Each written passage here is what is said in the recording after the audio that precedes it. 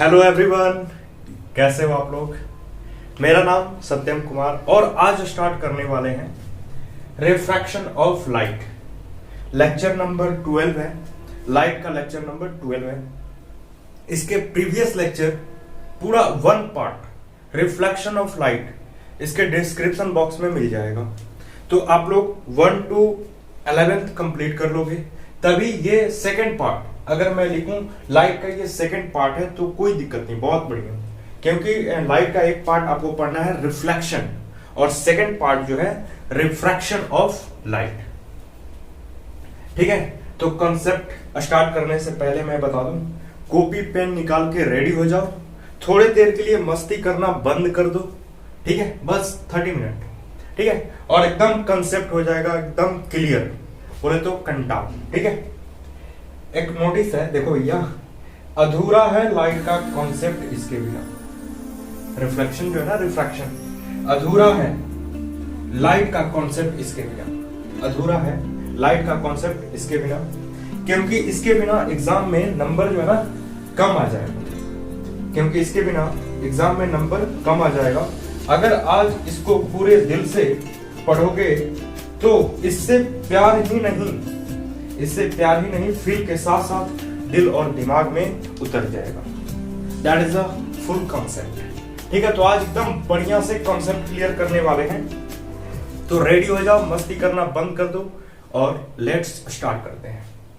चलो फटाफट देखो भैया, रिफ्रैक्शन ऑफ लाइट क्या होता है, रिफ्रैक्शन ऑफ लाइट क्या होता है।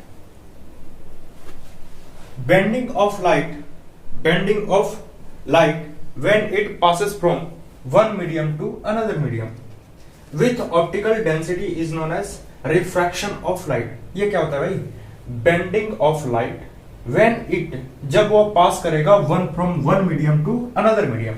जैसे मैं बोलूं यहां कि ऊपर में एयर है, ऊपर में क्या है, एयर है, मतलब मीडियम वन, ये मीडियम 1 है, और नीचे में वाटर है, नीचे में क्या है, वाटर मीडियम 2। ठीक है, तो थोड़ा सा वाटर का मैं बना दूं कि वाटर है, फील आ जाए।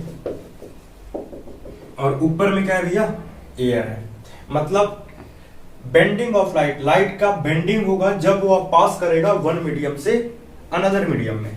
ठीक है, विथ ऑप्टिकल डेंसिटी, इसके बारे में हम बाद में चर्चा करेंगे। विथ ऑप्टिकल डेंसिटी, पहले ये समझ जाओ, बेंडिंग ऑफ लाइट, लाइट की बेंडिंग होगी जब वो पास करेगा वन मीडियम से अनदर मीडियम।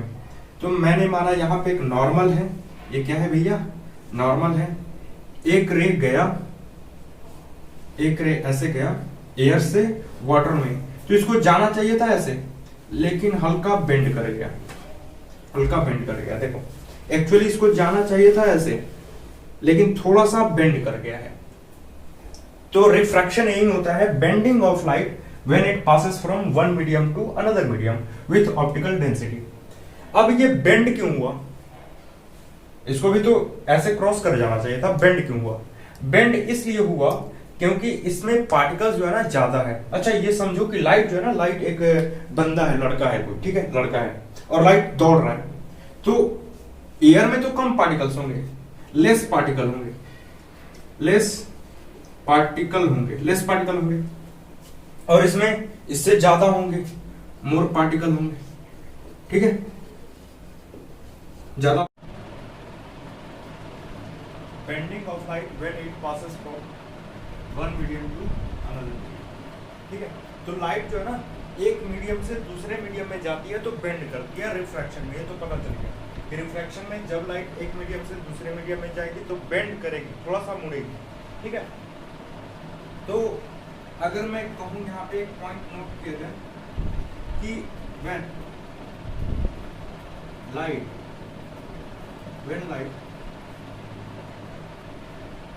ट्रैवल या पासेस फ्रॉम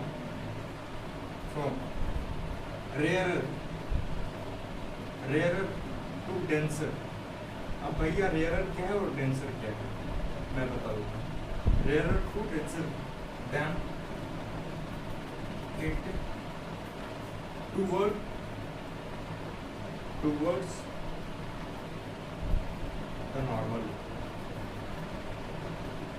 देखो, जहां पे पार्टिकल कम हो, जिस मीडियम में पार्टिकल कम हो उसको बोलेंगे रेयरर, और जिसमें पार्टिकल ज्यादा हो उसकी अपेक्षा उसको बोलेंगे डेंसर। आया कि नहीं आया? फील आया कि नहीं आया?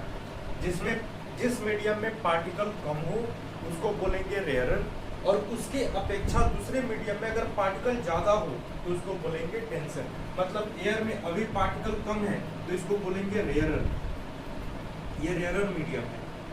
अगर इसकी अपेक्षा वाटर में ज्यादा पार्टिकल है तो इसको बोलेंगे डेंसर मीडियम। कौन सी मीडियम है भैया? ये डेंसर मीडियम है। आया कि नहीं आया? तो जब when light passes from rarer to denser, जब लाइट पास होगा रेयरर से डेंसर में तो नॉर्मल की तरफ झुकेगा, टुवर्ड द नॉर्मल। देखो नॉर्मल की तरफ झुक रहा है, जाना चाहिए था लाइट को ऐसे, लेकिन नॉर्मल की तरफ क्या कर रहा है? झुक रहा है, ठीक है, towards the normal. But when it passes from denser to rarer, denser से rarer जाएगा तो then it moves away from normal से दूर जाएगा। ये कंसेप्ट पकड़ लो। जब लाइट रेयरर से डेंसर जाएगा तो नॉर्मल की तरफ झुकेगा, जब लाइट डेंसर से रेयरर जाएगा तो नॉर्मल से दूर भागेगा। अगर इसी लाइट को मैं यहां से मारूं तो ये जो रिफ्रैक्टेड रे है नॉर्मल से दूर भागेगा, ठीक है, जब लाइट डेंसर से रेयरर जाएगा, ठीक है। तो इस कंसेप्ट को पकड़ लो। When light passes from rarer to denser, then it towards the normal, then it moves towards the normal. But when it passes from denser to rarer, it moves away from normal, ठीक है, ये normal से दूर जाएगा। ये concept पकड़ लो और note करो, 1 2 3 रब करने वाले, ठीक है। देखो भैया, जिसमें पार्टिकल की वजह से आपसे अगर कोई पूछ दे कि लाइट की स्पीड क्यों चेंज होती है या फिर इसमें बेंडिंग ऑफ लाइट क्यों होता है, तो पार्टिकल की वजह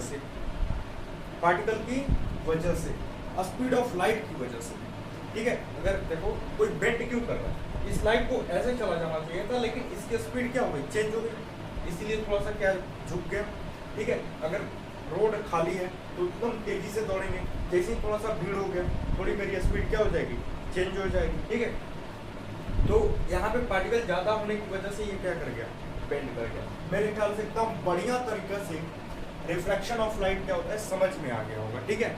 रिफ्रैक्शन ऑफ लाइट एक बार फिर से देख लेते हैं। Bending of light when it passes from one medium to another medium with optical density, मतलब ज्यादा पार्टिकल कम पार्टिकल या फिर कम पार्टिकल ज्यादा पार्टिकल, ठीक है। ऑप्टिकल डेंसिटी को ये शो करता है। When with optical density is known as refraction of light, ठीक है। तो चलो अब करते हैं रब, अब बात करते हैं ऑप्टिकल डेंसिटी, ठीक है। तो इधर रब कर देते हैं, इधर रब कर देते हैं, ठीक है।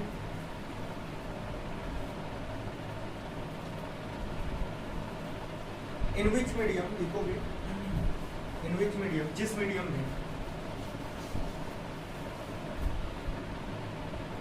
पॉइंट नंबर थर्ड है ना, जो भी पॉइंट सेकेंड, जिस मीडियम में, इन विच मीडियम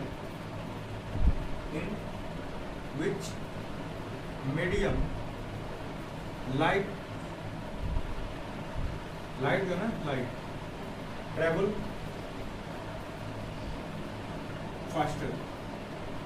फास्टर ट्रेवल करेगा, बहुत तेजी से, जिस मीडियम में लाइट तेजी से पास करेगा वो होगा रेयरर,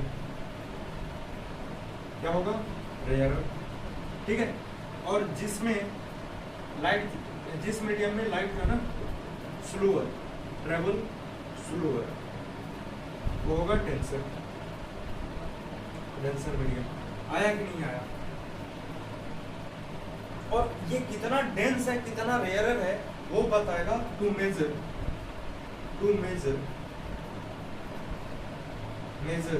ऑप्टिकल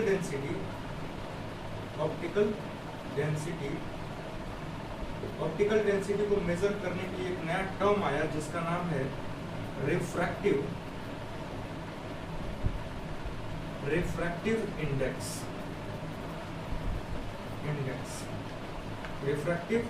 इंडेक्स।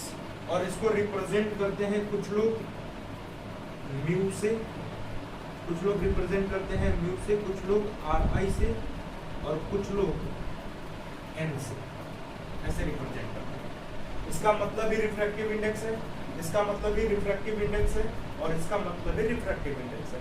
मतलब ये कितना ऑप्टिकल डेंसिटी है ये कौन बताएगा? Refractive index. ठीक है, कहने का मतलब है ये वाटर जो है ना कितना ऑप्टिकल डेंस है, इसमें पार्टिकल होने की वजह से डेंस है, इसमें पार्टिकल कम होने की वजह से इससे कम डेंस है कि नहीं है? डेंसिटी का मतलब होता है कि पार्टिकल कम है तो डेंसिटी कम है, पार्टिकल ज्यादा है तो इसका डेंसिटी क्या है? ज्यादा है इसकी तुलना में। ठीक है, तो उसको रिप्रेजेंट कौन करेगा? Refractive index. रिफ्रैक्टिव इंडेक्स बताता है कि इसका ऑप्टिकल डेंसिटी क्या है। ठीक है, एक्चुअली एयर का होता है म्यू एयर होता है, रिफ्रैक्टिव इंडेक्स जो होता है एयर का 1। ठीक है, इसको बोलते हैं absolute refractive index. Mu air को बोलते हैं, म्यू एयर का जो रिफ्रैक्टिव इंडेक्स होता है 1 होता है। इसको नोट करोगे फटाफट नोट करोगे। अब करने वाले हैं रब और सिर्फ 1 2 3 4 वीडियो को पोस्ट करो, वहां से देख लो।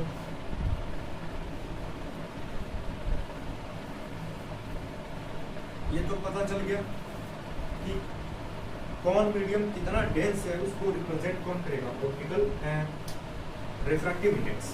कौन करेगा? Refractive index. ठीक है, देखो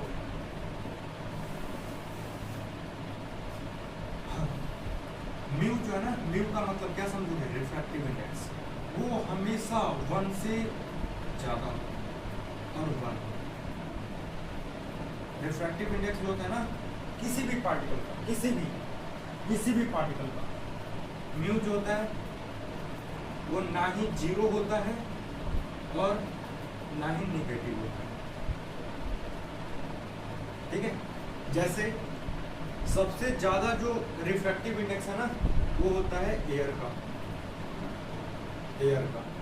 ठीक है, म्यू एयर होता है 1। ठीक है, तो जिसकी मतलब इस यहाँ से अगर बढ़ने लगा, जैसे मान लो कि म्यू एयर जो है 1 है तो पार्टिकल सबसे कम इसी में है, less particle.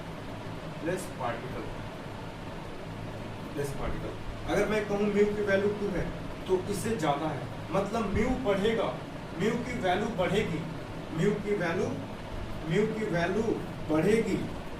Then increase particle.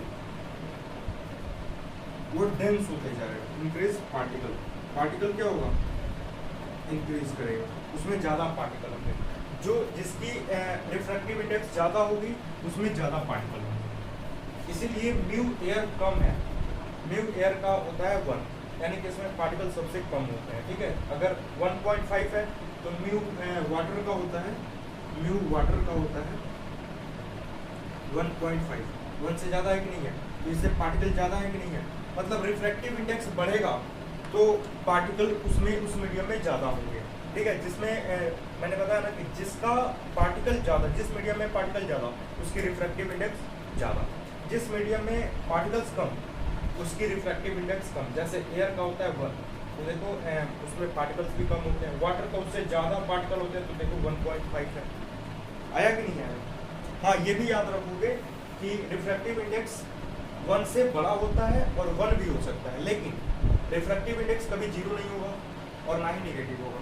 ठीक है, ऐसा तो कोई केस ही नहीं कि जहाँ पे पार्टिकल है ही नहीं, ऐसा कोई चीज़ नहीं है, ऐसा कोई मीडियम नहीं है जहाँ पे पार्टिकल ना हो। ये तो खुद एयर और वैक्यूम के लिए। ठीक है, तो फटाफट इस चीज़ को नोट करोगे और पढ़ते हैं आगे। देखो लॉज ऑफ रिफ्रैक्शन मेरे ख्याल से आ गया होगा। रिफ्रैक्टिव इंडेक्स क्या होता है, ठीक है। और रिफ्रैक्टिव इंडेक्स निकाला कैसे जाता है, तो हमको चाहिए एयर का, म्यू एयर चाहिए, मतलब रिफ्रैक्टिव इंडेक्स किसका, एयर का चाहिए।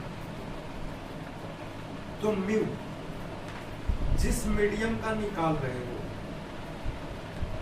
म्यू मीडियम मतलब refractive index of those medium equal to होगा सी बटे में भी मीडियम,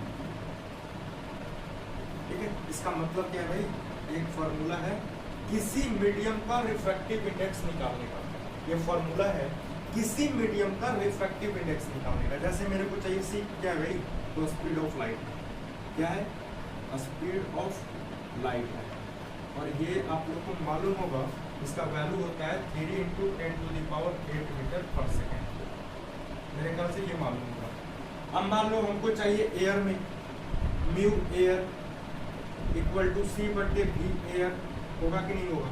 जिस मीडियम में आप निकाल रहे हो उसको उस मीडियम से गुजार दो, मतलब हमको एयर में चाहिए, हमको एयर में लाइट की स्पीड चाहिए, तो इस लाइट को पहले एयर में गुजार लो, उसकी स्पीड कैलकुलेट कर लो, तो आया 3 इंटू 10⁸ मीटर पर सेकेंड, ठीक है। इस लाइट को मैंने एयर में गुजारा, ठीक है। तो लाइट की जो स्पीड आया 3 इंटू 10⁸, और सी की वैल्यू होती है 3 इंटू 10⁸ बटे में 3 इंटू 10⁸, कट के आंसर आ गया 0, यानी म्यू एयर जो होता है ना, म्यू एयर कितना होता है, 1 होता है। अब आया समझ में, हाँ ये क्या है भाई, सी जो है स्पीड ऑफ लाइट है, वी क्या है, speed of light, speed of light in that medium, in that medium, medium जिस मीडियम में आप लाइट को गुजार रहे हो, और उस मीडियम की चाहिए आपको रिफ्रैक्टिव इंडेक्स, उसका रिलेशन करा दो किसके साथ, स्पीड ऑफ लाइट के साथ। मान लो हमको वाटर में चाहिए, हमको चाहिए म्यू वाटर चाहिए, तो सी बटे भी वाटर, उस लाइट को वाटर में गुजारो और स्पीड बताओ। तो मैंने उस लाइट को वाटर में गुजारा, तो आया 2 इंटू 10⁸ आया, 2 इंटू 10⁸ आया, और सी की वैल्यू जो है ना 3 इंटू 10⁸ होता है। अब ये कट जाएगा, बचेगा कितना, 3 बटे 2 यानी कि 1.5, 3 का हाफ 1.5, यानी म्यू की जो वैल्यू है ना, म्यू वाटर कितना है 1.5 है। आया कि नहीं यार समझ लो। तो कहने का मतलब हमको चाहिए वाटर का रिफ्रैक्टिव इंडेक्स, हमको चाहिए वाटर का रिफ्रैक्टिव इंडेक्स। तो आप क्या काम करो कि लाइट को वाटर में गुजारो और उसकी स्पीड निकालो और उसकी तुलना कर लो स्पीड ऑफ लाइट से, जो आएगा वो होगा refractive index of that medium, जिस मीडियम का आप रिफ्रैक्टिव इंडेक्स चाहिए वो मिल जाएगा, ठीक है। इसीलिए मैंने लिखा म्यू एम, मतलब म्यू मीडियम जिस मीडियम का हम निकाल रहे हैं उसको सी बाई वी मीडियम से कर देंगे डिवाइड, तो आ जाएगा। समझ में आया कि नहीं है। किसी भी मीडियम का रिफ्रैक्टिव इंडेक्स चाहिए, किसी भी मीडियम का रिफ्रैक्टिव इंडेक्स चाहिए, तो आप फटाफट क्या करना कि उस मीडियम को ऐसे लिखना, हमको इस मीडियम की चाहिए तो लिख लो सी बटे वी है। स्पीड ऑफ लाइट निकाल लो उस मीडियम का और उसको तुलना कर लो स्पीड ऑफ लाइट से, ठीक है। हाँ ये तो पता होनी चाहिए वी है, और बुक में दिया रहेगा, क्वेश्चन जब करेगा तो दिया रहेगा, ठीक है। इसका क्वेश्चन में करा दो, चलो ठीक है, इसका क्वेश्चन हम करा देते हैं फटाफट। इसका क्वेश्चन लिखो,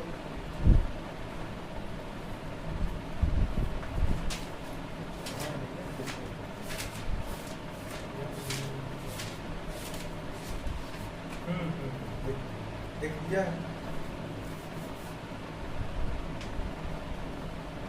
वाटर, लाइट की स्पीड जो है ना वाटर में क्या है, लाइट की स्पीड वाटर में क्या है, v water, velocity of light in water at 2.25 into 10⁸, sorry वो जो निकला था ना 1.5 एक्चुअली ग्लास का है, ठीक है।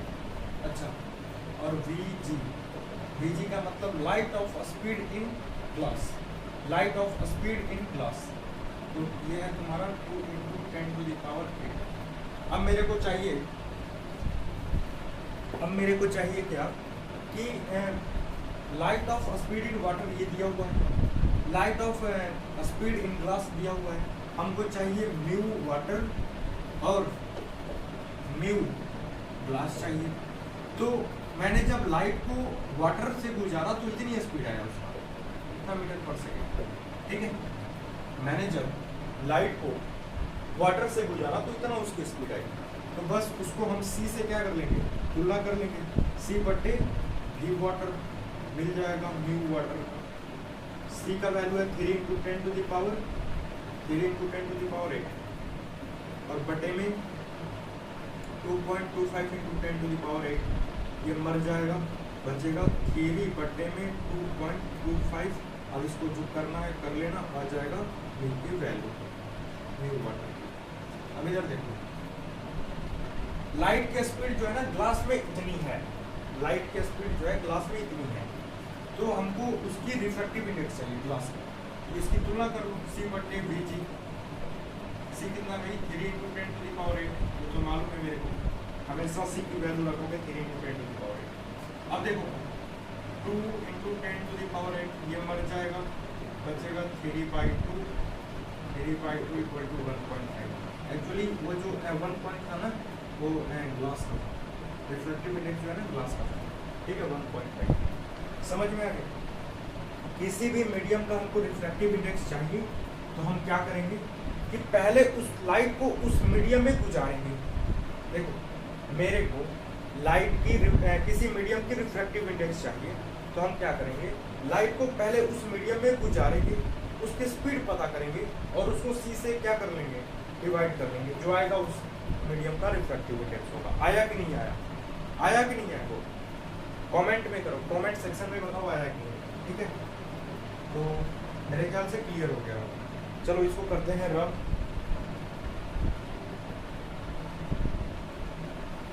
और अगले लेक्चर में हम लोग पढ़ेंगे लॉज ऑफ रिफ्रैक्शन, रिफ्रैक्शन का लॉज क्या क्या है, ठीक है।